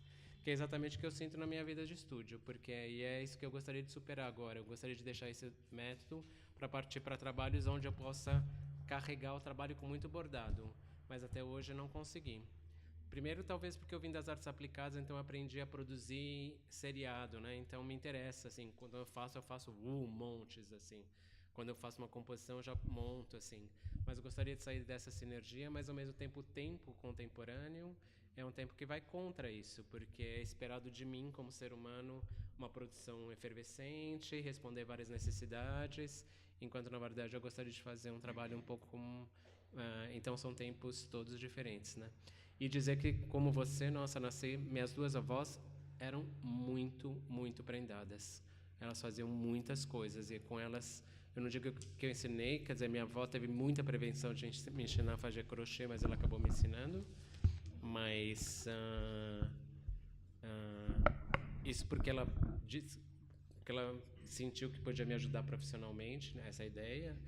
Senão ela não teria feito, mas não teria tido tanta vontade. Mas as duas faziam coisas, habilidades assim impressionantes.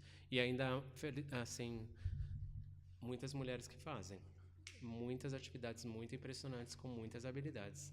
Então não dá, é aquela coisa, não sabe fazer, procura receita, né? Ou procura quem saiba, né?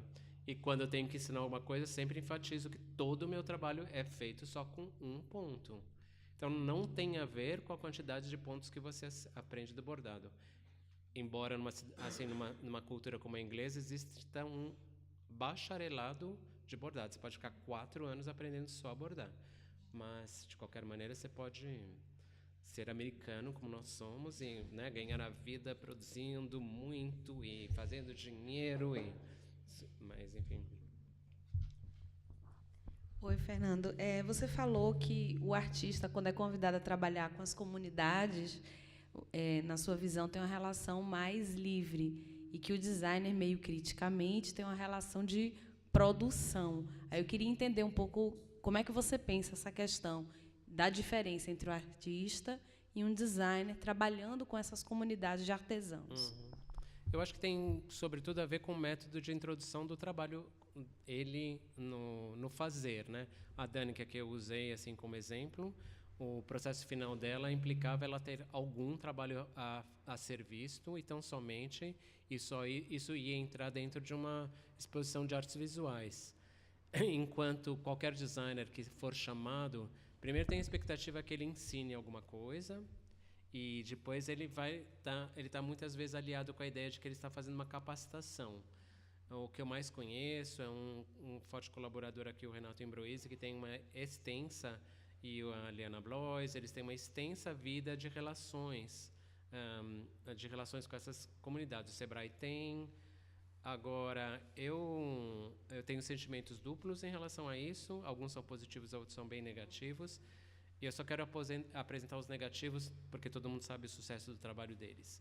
E que eu acho que não existe um registro daquilo que está antes deles chegarem, então nunca vamos saber se era bom o que eles faziam antes deles chegarem, né? Se eles chegaram e transformaram, então não se sabe muito bem.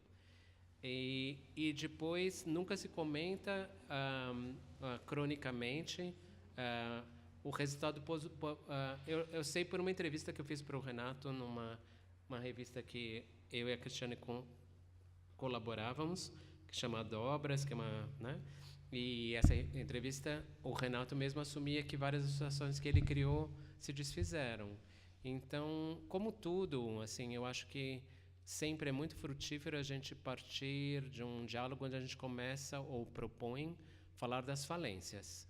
Porque se você falar das falências, notoriamente você vai junto com esperando que todo mundo fale, junto com as pessoas, ver aonde que a falência acontece. A falência, eu acho que ela é tão importante quanto o sucesso. E normalmente só se conhece o sucesso dessas relações. E o que eu quis dizer é que eu acho que mais artistas deveriam ser convidados porque eles trazem notoriamente um método que é mais descompromissado, é mais transitivo, como fala aquela obras transitivas, né? Que eu acho que não sei, eu imagino que o artista, e eu como trabalhei já com comunidades, só que os meus resultados finais eram peças visuais artísticas. Então eu nunca aceitei um projeto em que implicasse em capacitação, porque eu vou ensinar um ponto de bordado, eu vou capacitar alguém, me parece impossível. Assim, porém, o que eu pude transmitir era um avanço da certeza individual de cada um, da sua capacidade visual, que eu acho que tá assim meio que adormecida.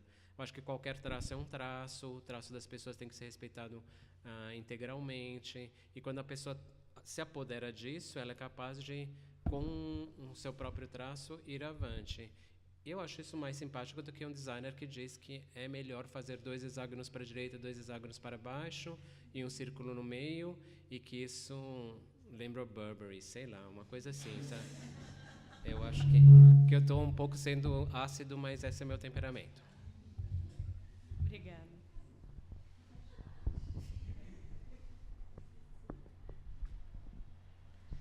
Fernando, você falou aí sobre o tempo, mas você tem alguma ideia como você vai fazer, se você precisa de tempo e processo para fazer os seus trabalhos, e o escritor também falou isso, como você vai fazer nesse mundo? Porque a impressão que me dá é que certos trabalhos não dá para fazer de forma rápida, com certa velocidade. Seria um outro trabalho, mas tem alguns que você precisa de processamento, de elaboração, cozimento, digamos assim, cozimento. E você tem como você vai fazer? Não tenho ideia, mas eu sei sim que eu estou disposto a arriscar. Então, acho que isso vai nascer junto, sabe? Já que eu estou disposto a arriscar, vai acontecer. Nesse sentido de que, inevitavelmente, são processos onde você primeiro vive uma contenção maior, porque é mais vida de estúdio isolada, e eu ainda não consegui migrar para a ideia de ter um assistente ou vários assistentes, mas pode ser até que isso aconteça, nessa necessidade. Pode ser que isso venha a ser, né? Mas arriscar é o mais importante. Eu também arrisquei nas artes até agora. Isso que de 2002 o Marcinho falou que encontrou meu primeiro trabalho, foi realmente só pelo menos 7 anos depois que ele tomou uma capacidade mais ativa, e realmente comercialmente só os últimos 2 anos. Então teve todo esse risco do processo, mas eu não deixei de fazer o trabalho. Então o que foi visto em 2010 e 2011 era o fruto de um risco que coube a mim me arriscar. Eu tomei o risco de fazer aqueles trabalhos e tê-los comigo, ganhar da vida em outros processos, e eu acho que é o que vai acontecer agora. Eu vou arriscar e vamos ver o que vai dar, né? Assim, não. Mas eu não entendi. Você vai arriscar o quê, Fernando? Vou arriscar. Então, arriscar o quê? Arriscar o tempo. Não, mas fazer o quê? Qual é assim, a fazeção que você quer? Eu quero fazer peças que tenham como chama? Um investimento de bordado muito maior do que eu tenho. Elas sejam carregadas de bordado, ao invés de bem superficialmente carregadas. Elas estão carregadas, mas agora eu queria carregar pra caramba, assim, uma peça, sabe? Assim, grandes superfícies com muito bordado, assim, e muito, assim, dentro da minha dinâmica, muito grandes. Grandes não é a palavra, mas mais amplas e muito carregadas de bordado. E principalmente bordado à mão, que é o que eu mais acho que é mais exuberante. Toda a exposição aqui em cima é bordada à mão. Faz uma diferença enorme, bordado à mão com bordado à máquina, é enorme. Mas é um tempo que vai contra o... Não é que vai contra, é o tempo que ele demanda, mas é assim... Eu tenho que... Mas é uma equação fácil. Não, já entendi. Quanto você espera ganhar, assim, o quanto você pode arriscar nesse sentido, né? Já entendi. Agora que você falou dessa sua vontade de bordar e rebordar e bordar muito, né? Eu fico imaginando, eu vejo que em vários dos seus trabalhos, não só desses que estão aí, mas outros, né, que tem sempre essa coisa do, entre aspas, um pentimento, né? Tem sempre uma coisa que está em cima da outra, em cima da outra, em cima da outra, e que você muitas vezes mal vê o que está lá, mas aquela presença Isso. Emana do Isso. trabalho, né? Então, você já faz um pouco isso, né? Nessas várias sobreposições e com um pouco de bordado e tal. Então, talvez você vai fazer menos objetos, mas e daí? Exato. Isso aí, é uma coisa assim. E esses penteamentos de hoje vêm emanando de objetos que eu me apropriei que já tinham uma carga. Que já tinha alguma coisa, Talvez agora eu queira partir mais do meu desenho sobre o branco, entende? Assim, então, ou talvez as tinturas, que é uma coisa que me interessa, sabe? Vão tinturar mais e descobrir esse tempo. Tem um tempo mais alargado de estúdio, né? Eu tive envolvido os últimos anos em muitos calendários a cumprir, né? Não que eu queira que isso desapareça, mas eu ainda sonho que eu vou fazer peças assim carregadas, assim, ou que vão ficar mais demoradas, mas não sei como é que eu vou cooptar isso. Eu sei que eu procurei um estúdio mais distante, que foi a última coisa que eu conquistei, né?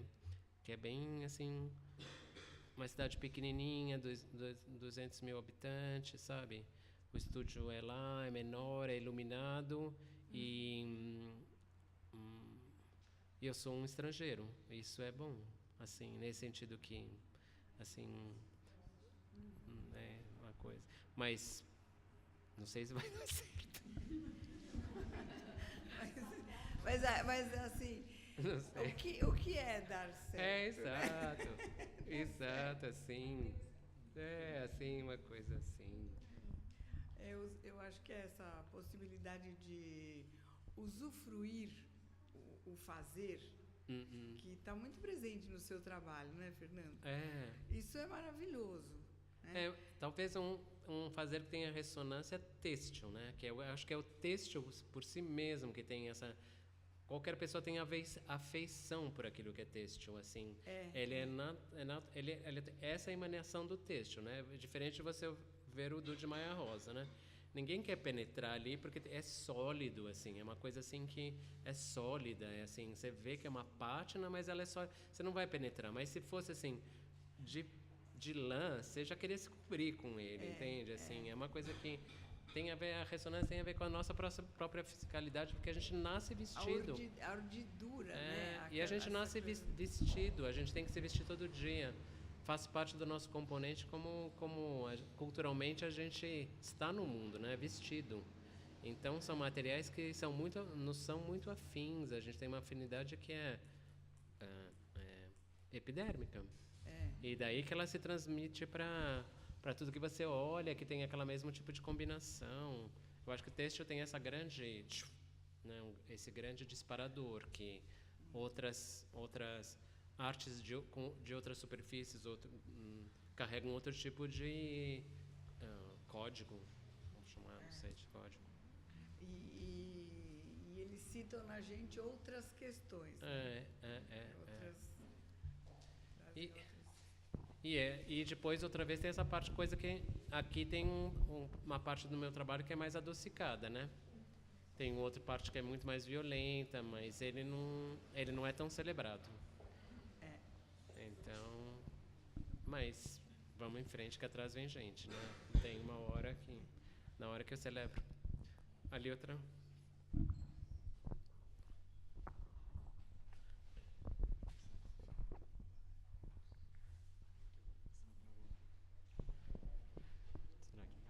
Só para dizer que se alguém costura bem é esse cara. Uau, ele faz as roupas dele, são maravilhosas. Não é, Léo? Fala a verdade, vai. Tá certo que a Olivia, que está do lado dele, dá uma força, né? Cada um com o seu métier, mas ele já realizou o sonho que eu tenho, que ele está agora fazendo uma residência com um alfaiate. Ai, gente, você imaginou que coisa mais linda. Léo, você quer perguntar alguma coisa? Quero. É para mim? É isso. Ups.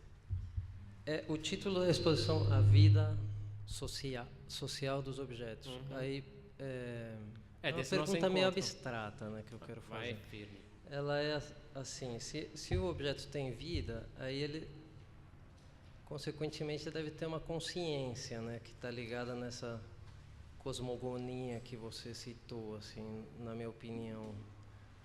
E aí eu queria saber como é que você, quando você cria esses objetos, é um pouco difícil.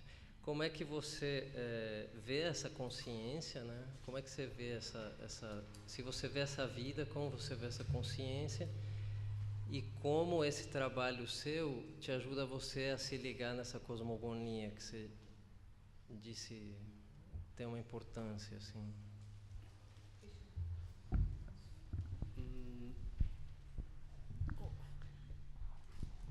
Eu não vou achar o ajudante, mas tinha numa desses ajudantes de hoje, assim, era uma fala dessa arte ingênua que eu acho que eu vi e que aparece em mim, que o artista ingênuo, que eu bastante me considero assim, nesse sentido. Assim. O artista ingênuo, o objeto passa a ser a necessidade de si mesmo transformado. Então, o que eu quero dizer é que quando sai aquilo, muitas vezes eu via que eu tinha necessidade de fazer aquilo. Não é que eu projetei simplesmente eu tinha necessidade de... Ele estava saindo de uma maneira que me completava. Então, ele passa a ser também... Ele sou eu de alguma maneira. Assim, eu criei, eu fiz. Então, ele é vivo nesse sentido, né? Ele é vivo, eu o fiz e a sensação que eu tenho interior é real, assim. A grande maioria, raras exceções, eu agora nesses anos me policiei mais a destruir coisas. Antes eu não tinha essa capacidade. Agora, quando eu vejo que o trabalho entra por um caminho onde ele não me representa, eu destruo o trabalho, né? Assim, deixo de lado, reaproveito o que eu posso dele. Então, nesse sentido, eu tenho certeza que o que está acabado é vivo dentro daquilo que eu considero como próprio, né? E quanto à cosmogonia, vai mais assim como quando e dentro do possível eu tento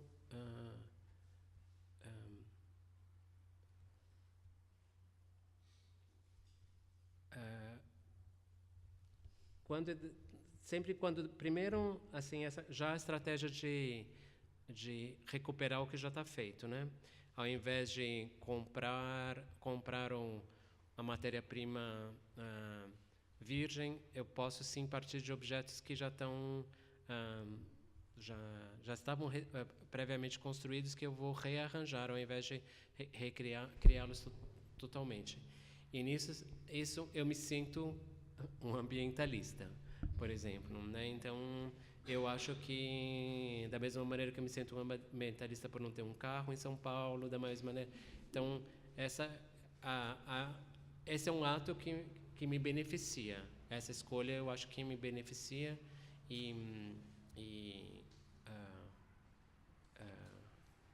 parece que isso transmite. E quando eu consigo ter um reflexo das pessoas, que eu acho que é isso que a cosmogonia vem mais. Quando eu vejo uma situação como essa, onde as pessoas falam de um processo que é meu, que já não é mais, porque existe um objeto que pensa por mim e ele está sendo visto, e aí eu me sinto mais humano entre os humanos, né? Porque senão eu ficaria assim, pensando, mas que objeto é esse que não tem nenhuma função e nunca é visto? Ou que objeto é esse que está ali escondido? Então, eu celebro a mim mesmo nessa situação, né? Para além disso, tem o meu objeto escrita, né? Que esse objeto, sim, eu procuro sempre e quase que invariavelmente, e agora, assim, de uma maneira até mais metódica, a incluir ideias de alma e espírito, que eu acho que fugiram da cultura da mesma maneira que os bordados fugiram. Então, nesse sentido, eu acho que me sinto um ambientalista cosmogônico nesse sentido. Porque, não sei se eu respondi, mas quanto aos objetos, eu realmente sinto essa ideia de que, assim, eles não são vagos, né? Não é uma coisa vaga que vagou em mim, eu não tinha o que fazer, vou fazer isso, entende? Não. E agora eu estou meio... Eu tenho... Todos eles têm... A grande maioria tem título, a grande maioria é uma elucubração que fez parte do meu pensamento e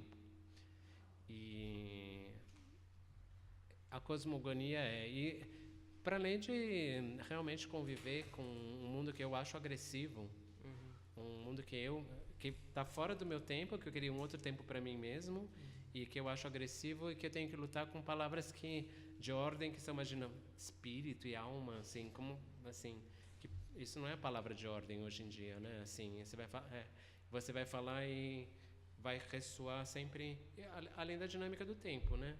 Como é que você vai sentar para falar com as pessoas? Que tempo que as pessoas se dão para... O Marcinho já está com a mão assim. Vocês viram que só eu falei, né? É um absurdo. Eu sempre, quando me apresento, falo, olha, gente, eu falo demais. Então, fala. Eu tive um sonho que acho que deveria ter sido seu. Foi bem curto. A pergunta, um homem perguntando para uma menina, o que você faz na vida? Ela olhou assim com um olhão para ele, falou, nada. Aí, a câmera, né, focou o olho, o rostinho da menina, ela tinha as duas pupilas bordadas em ponto cruz. Olha, isso foi um sonho? Uau! Já passo para o seu sonho, porque eu não quero mais ter esse sonho. Não, hoje eu acordei com meu amigo que sonhou. Cristiane, olha isso. Ele acorda e diz para mim, eu sonhei que eu matei uma mulher, colei ela de volta e ainda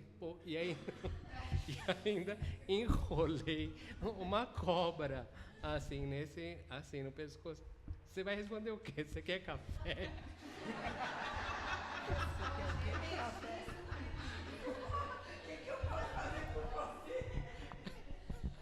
Você quer um cafezinho?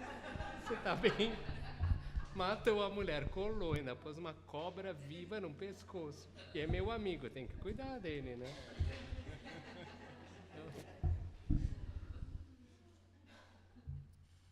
Gente, tá quente aqui no ambiente, se ninguém, né? Vamos, né? Bom, queria agradecer.